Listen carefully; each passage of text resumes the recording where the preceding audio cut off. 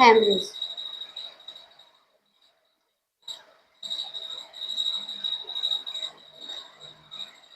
ठीक है, postmortem haemorrhage.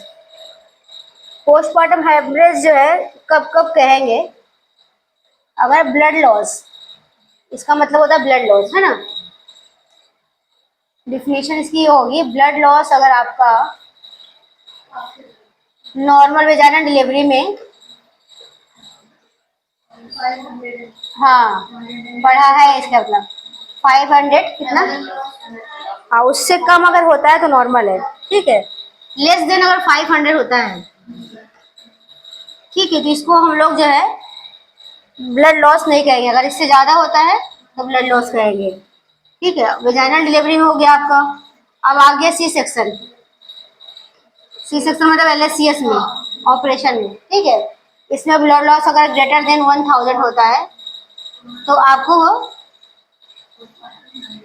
तो उसको बोलेंगे हम लोग हाँ पोस्ट। और इसके बाद एक और भी है, बताओ, पढ़ा है ना तुम लोगों ने। इसके बाद नहीं नहीं, इसमें डिफिनेशन में एक और भी है, हिस्टेक्टोमी, है ना। हाँ, हिस्टेक्टोमी में अगर ब्लड लॉस आपका 1.5 लीटर कह लिए, ml कह लिए, ठीक, ग्रेटर देन होता है तो इसको हम लोग पोस्टमार्टम हेमरेज कहेंगे। ठीक है, ये आपका डिफिनेशन हो गया। अब ये पोस्टमार्टम हेमरेज कितने टाइप का होता है, कौन कौन से। सेकेंडरी पोस्टमार्टम हेमरेज,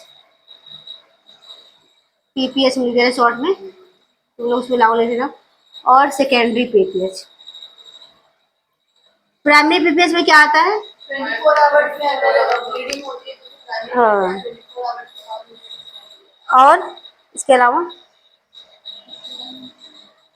अगर आपका विदिन, विदिन मतलब उसके अंदर 24 आवर, सॉरी 24 आवर के अंदर अगर होता है तो इसको हम लोग प्राइमरी बोलते हैं। इसमें कौन कौन सा आता है, क्या आता है इसमें। इसमें जो है आपका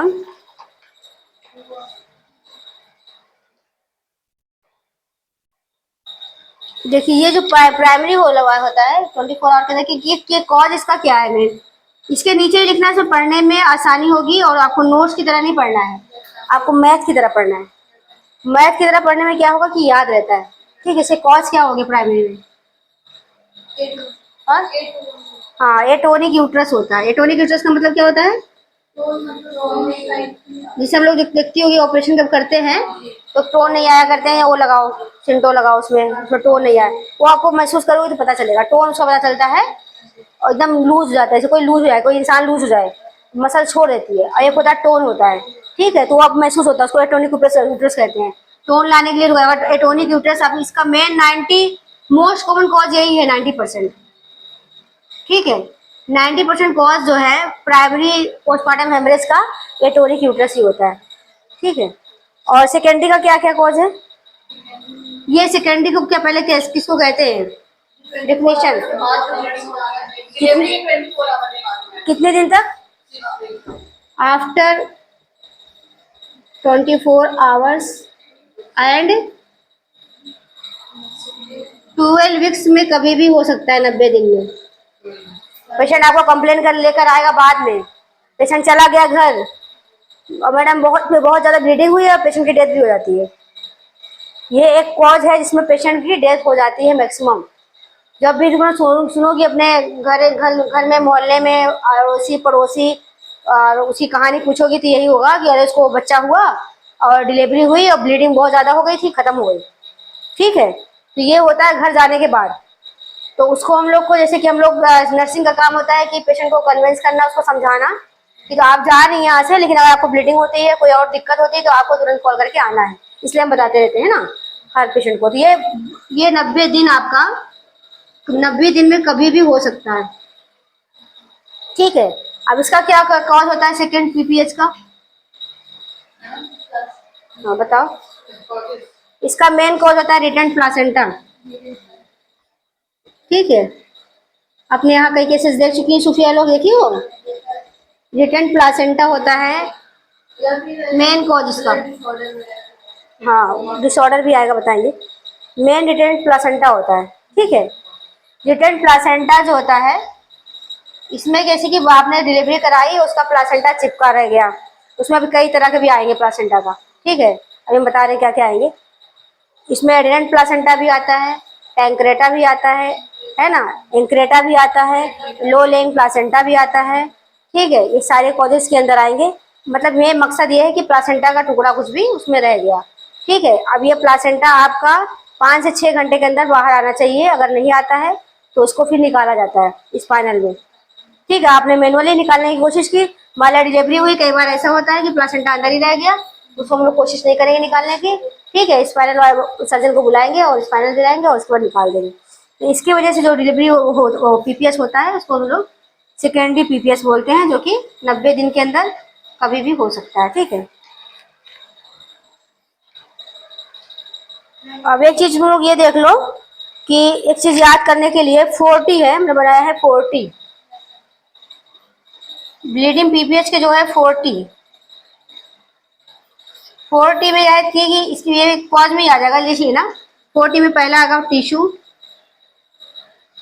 टिश्यू में क्या है, ये आपका टोएटोनिक यूट्रस टिश्यू में आ जाएगा, ठीक।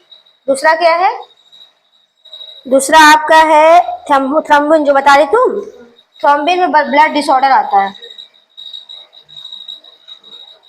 ब्लड डिसऑर्डर में आपका क्या क्या आ सकता है, देखो, हाँ, ब्लड पीटीपीसीआर हम लोग कराते हैं, ब्लड कोऑगुलेटिव फैक्टर होता है, आपका प्लेटलेट डाउन हो सकता है, ठीक है, और भी निगेटिव ब्लड ग्रुप हो सकता है, ये सब थ्रोम्बिन में आ जाएगा, ठीक है। इसमें निगेटिव ब्लड ग्रुप भी आता है,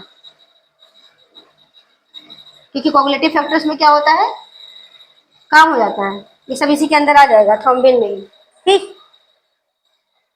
और ट्रामा और आपका टिश्यू रिटेंड आ जाएगा, रिटेंड टिश्यू लिख दिया, हो जाए ट्रामा, टी से ट्रामा और टिश्यू रिटेंड आएगा। मतलब कोई भी टिश्यू अगर जैसे मान लो कि आपने डीएनसी भी की, उसमें क्या होता है, उसमें ब्लीडिंग आती रहती है, वैसे इसमें भी आती रहती है, रिटर्न टिश्यू रहेगा तो आपको आएगा। ये 40 याद रखना, पीपीएस की जो मेन है 40, ये है ना, ये रहेगा। उसको साफ कैसे करेंगे, नोट कर लो, हाँ,